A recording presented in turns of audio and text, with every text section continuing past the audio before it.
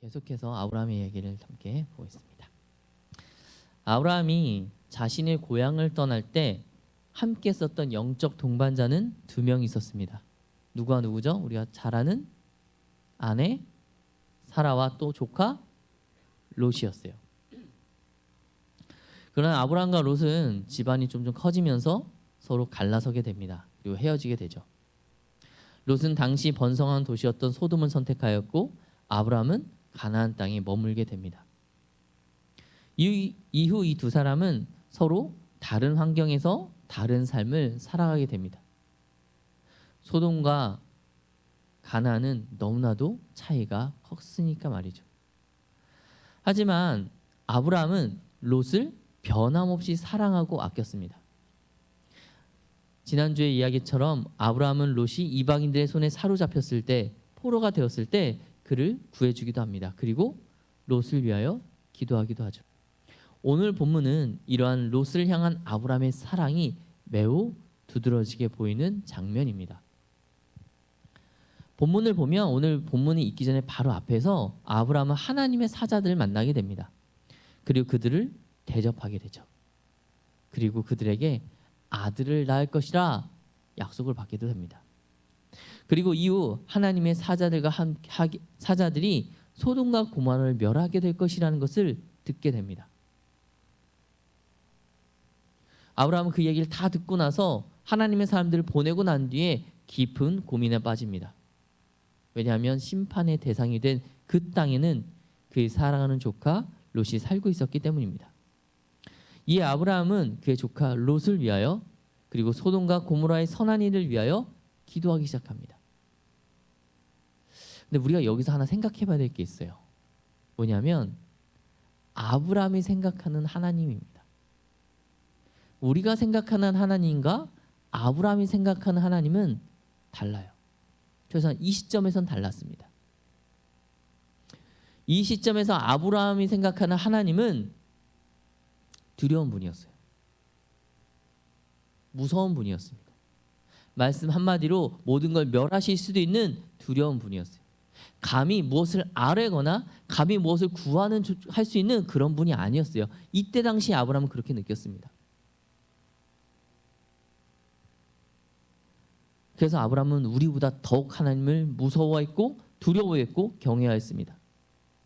그에게 있어서 하나님은 아버지로서의 하나님이 아니라 전능하신 창조주이시며 섭리주로서의 하나님이었습니다. 그런 상황에서 아브라함이 하나님께 하나님 당신의 뜻을 좀 바꿔주실 수 없습니까? 라고 이야기한다는 것은 목숨을 건 행동이었어요. 하나님이 어떻게 반응하실지 아브라함은 몰랐기 때문이에요.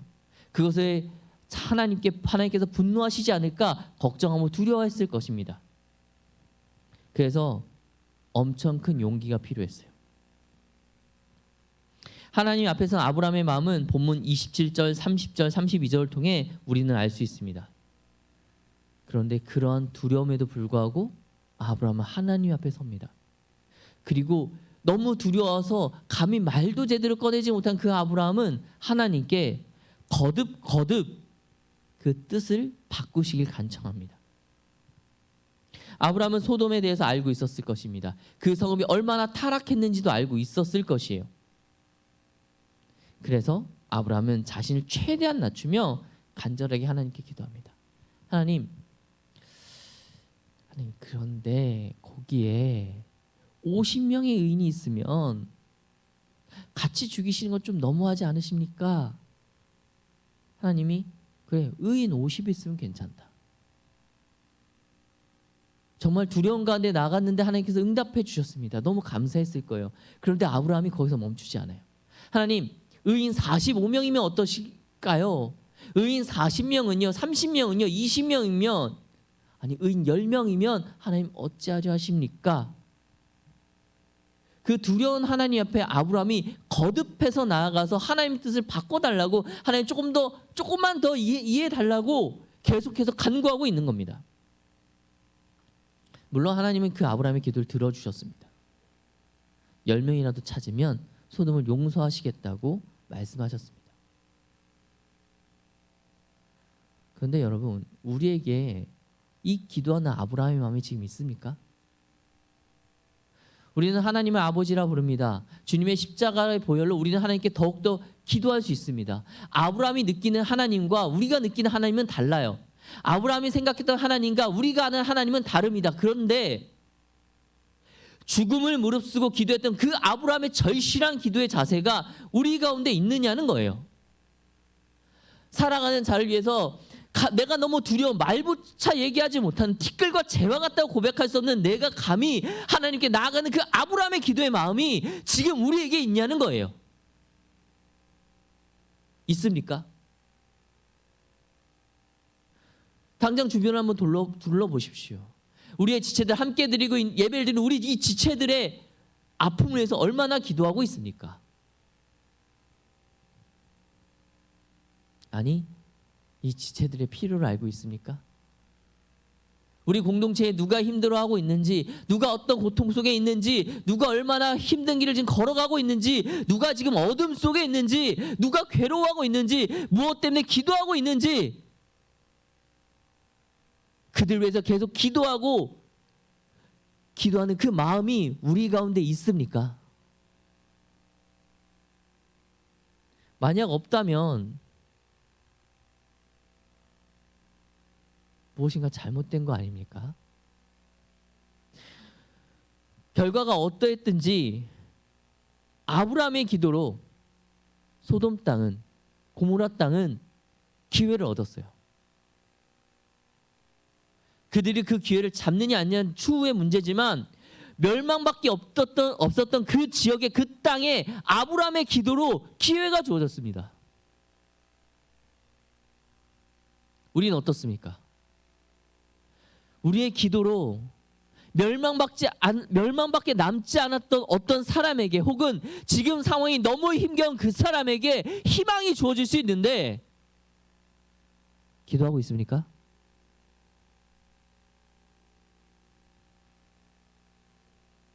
죽을 것이 두렵지만 하나님 앞에 이걸 정말 가져가는 게 하나님께서 나를 치실까 두렵지만 내 목숨을 걸고 기도하는 그 아브라함의 간절함이 우리 공동체 안에 있냐는 겁니다. 사랑하는 여러분, 우리의 기도는 그냥 여러 말들이 아닙니다. 우리의 기도는 누구에게 하는 것입니까? 하나님께 하는 것입니다. 누구를 통해서요? 예수님을 통해서요. 우리의 기도는 그저 하나님께 한 말씀을 올리는 게 아니라 그리스도의 피로 덧입혀졌기 때문에 능력 있는 기도가 되는 거예요. 야고보서 이렇게 이야기합니다. 야고보서 5장 17절 하반절에서 야고보는 의인의 간구는 역사하는 힘이 크다고 증언합니다. 우리의 기도가 역사하는 힘이 있다고 얘기합니다. 우리의 기도가 세상을 바꿀 수 있다고 이야기합니다. 그러니 여러분, 기도하십시오. 내 지체를 위하여, 또 누군가를 위하여 기도하시기 바랍니다. 우리의 기도는, 여러분의 기도는 천지를 창조하신 그분의 마음을 움직이기 때문입니다. 기도하는 여러분이 되시기를 간절히 소망합니다. 오늘 본문을 묵상하면서 또 다른 생각을 한 게 하나 있습니다. 바로 왜 아브라함이 10명에서 멈췄을까? 라는 약간 그런 질문이에요. 아브라함이 좀 더 나가서 5명, 한 2명, 1명 이렇게까지 낮췄으면 좀 괜찮지 않았을까라는 생각도 잠깐 해봤습니다. 왜 10명이었을까? 근데 아마도, 이건 제 생각이지만 아마 그렇게 생각했던 것 같아요. 일단 롯이 있었고, 그의 아내가 있었고, 2딸이 있었고, 2딸과 결혼하기로 한 약혼자 2이 있었습니다. 그럼 몇 명이에요? 6입니다. 만약 이 6명에서 롯이 옆 사람 한 가정만 더 하나님께 서게끔 할 수 있었다면 어땠을까?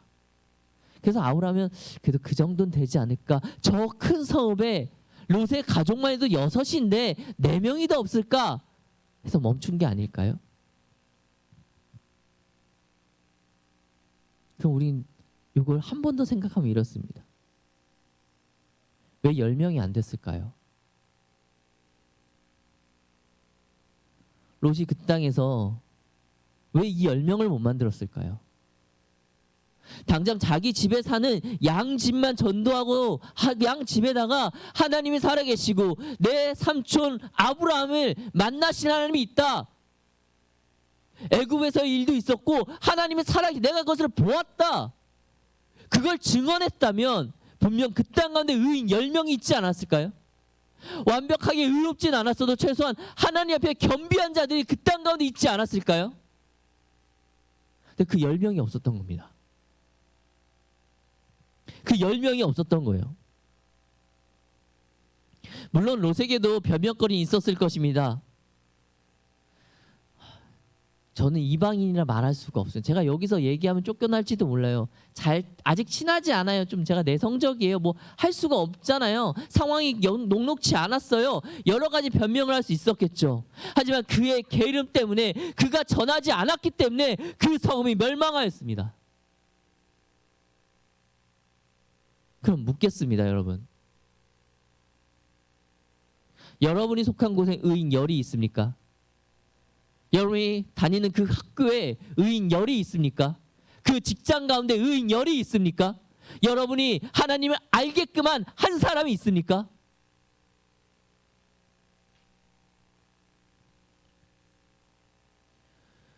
롯이 소돔과 고모라의 멸망을 막기 위해서 했던 것은 그 성읍을 다 바꾸는 게 아니라 10명을 만드는 거였어요.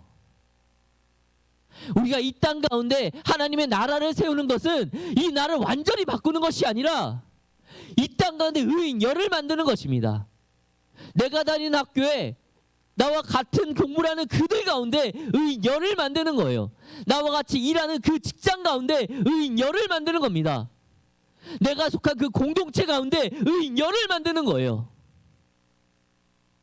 만들었습니까? 아니 지금 만들고 있습니까? 롯과 같이 변명하고 있지는 않습니까? 목사님, 저 이제 신입사원이라 얘기 못합니다. 저 이제 신입생이라 안 돼요. 요즘 애들 얘기하면 큰일 납니다. 변명하고 피하고 그러고 있지는 않습니까? 그럼 마지막 날 주님께서 이 땅을 심판하실 때 주님 앞에 무엇라 말할 것입니까?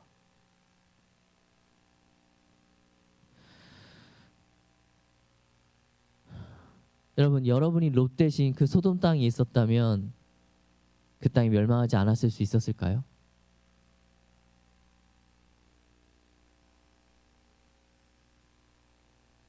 저는 여러분들이 그것을 결단했으면 좋겠습니다. 아니, 내가 의인 10을 만들겠다고. 하나님, 제가 다니는 학교에 아직 의인 10은 없지만 10을 만들어내겠습니다. 제가 다니는 직장에 의인 10은 없습니다. 하지만 이제부터 나를 시작으로 의인 10을 만들어내겠습니다. 제가 있는 공동체에 의인 10은 없지만 제가 이 공동체의 의인 10을 만드는 사람이 되겠습니다. 그리하여 나 때문에 내 공동체와 내 학교가 내 직장이 내 가정이 하나님께 심판받지 않게 하겠습니다. 오늘 우리가 이것을 결단하기로 합니다. 사랑하는 여러분, 그리스도인들에게 있어서 복음을 전하고 선한 영향력을 끼치는 것, 이웃을 위하여 지체를 위하여 기도하는 것, 이것은 선택해야 될 것이 아니라 필수적인 것입니다. 우리가 심장이 뛰는 것은 선택이 아니라 필수인 것처럼 그리스도인이라면 그리스도의 향기가 되어야 합니다. 하나님께서 우리에게 바라시는 것은 당장 우리에게 저 먼 나라 가서 평생 선교하고 죽어라, 순교해라, 이 나라를 바꿔라, 그게 아닙니다. 오늘날 하나님께서 우리에게 원하시는 건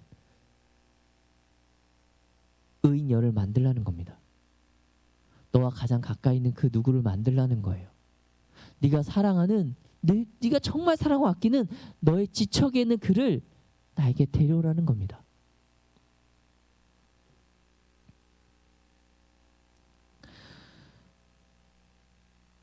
여러분, 이것을 결단했으면 좋겠습니다. 결단하는 여러분 가운데 하나님의 은혜가 있고 영광이 있을 것입니다. 우리가 해야 될 것은 무엇인가 이루는 것이 아닙니다. 결단입니다. 우리가 결단하면 주께서 우리의 입술을 주장하실 것이고 우리의 모든 것을 우리에게 능력을 허락하실 것이기 때문입니다. 사랑하는 여러분, 결단합시다. 그리고 주께 맡깁시다. 그러면 됩니다. 이 시간 함께 기도하며 나아가겠습니다.